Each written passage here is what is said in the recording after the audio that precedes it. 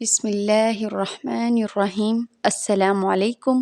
آج کی ویڈیو میں ہم جانیں گے فرض نماز ادا کرنے کا صحیح طریقہ کیا ہے، اور یہ جو طریقہ ہے مرد اور عورت دونوں کے لیے ایک ہی ہے۔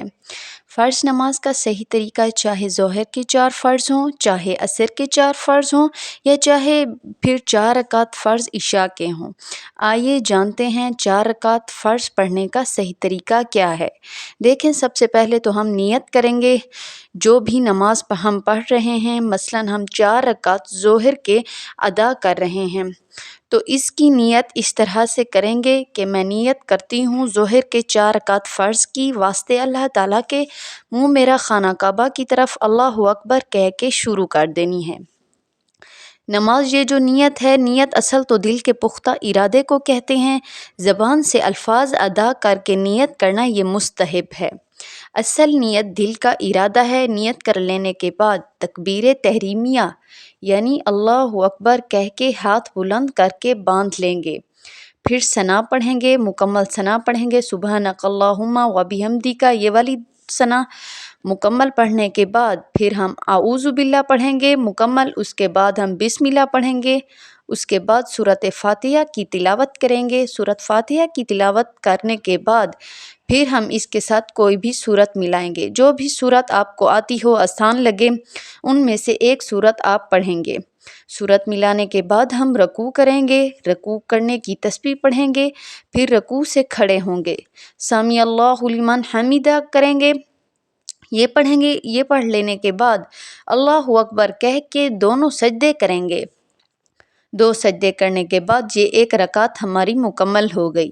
اب جب ہم دوسری رکعت کے لیے کھڑے ہوں گے تو سب سے پہلے ہم دوسری رکعت میں بسم اللہ پڑھ کر سورۃ فاتحہ پڑھیں گے، پھر اس کے ساتھ کوئی سورت ملائیں گے، پھر اس طرح رکوع اور دونوں سجدے کریں گے۔ دونوں سجدے کرنے کے بعد ہم قاعدہ اولیٰ بیٹھیں گے، یعنی تشہد التحیات مکمل پڑھیں گے۔ تشہد مکمل پڑھنے کے بعد ہم درود پاک نہیں پڑھیں گے اور نہ ہی دعا ربی جعلنی پڑھیں گے، بلکہ التحیات پڑھنے کے بعد ہم تیسری رکعت کے لیے کھڑے ہو جائیں گے۔ تیسری رکعت میں پھر ہم بسم اللہ پڑھیں گے، پھر سورۃ فاتحہ پڑھیں گے۔ سورۃ فاتحہ مکمل کرنے کے بعد اب ہم تیسری رکعت میں سورۃ فاتحہ کے بعد کوئی سورت نہیں ملائیں گے، بلکہ ہم سورۃ فاتحہ تلاوت کرنے کے بعد رکوع میں چلے جائیں گے، پھر رکوع اور دونوں سجدے کریں گے۔ یہ ہم تیسری رکعت مکمل ہو گئی ہے ہماری۔ اس طرح ہم چوتھی رکعت کے لیے کھڑے ہو جائیں گے۔ سب سے پہلے بسم اللہ سورۃ فاتحہ تلاوت کریں گے، اس کے بعد سورۃ فاتحہ کے ساتھ چوتھی رکعت میں سورۃ فاتحہ کے ساتھ کوئی سورت نہیں ملائیں گے۔ سورۃ فاتحہ پڑھنے کے بعد رکوع کریں گے، پھر اس کی تسبیح کریں گے اور دونوں سجدے کریں گے۔ دونوں سجدے کر کے پھر ہم قاعدہ اخیر بیٹھیں گے، یعنی التحیات مکمل پڑھیں گے۔ مکمل پڑھنے کے بعد پھر ہم درود پاک پڑھیں گے، پھر دعا پڑھیں گے ربی جعلنی، پھر تشہد، پھر درود مکمل کرنے کے بعد پہلے دائیں جانب سلام پھیریں گے، پھر بائیں جانب سلام پھیریں گے۔ یہ ہمارے 4 رکعت فرض جو ہے مکمل ہو گئے ہیں۔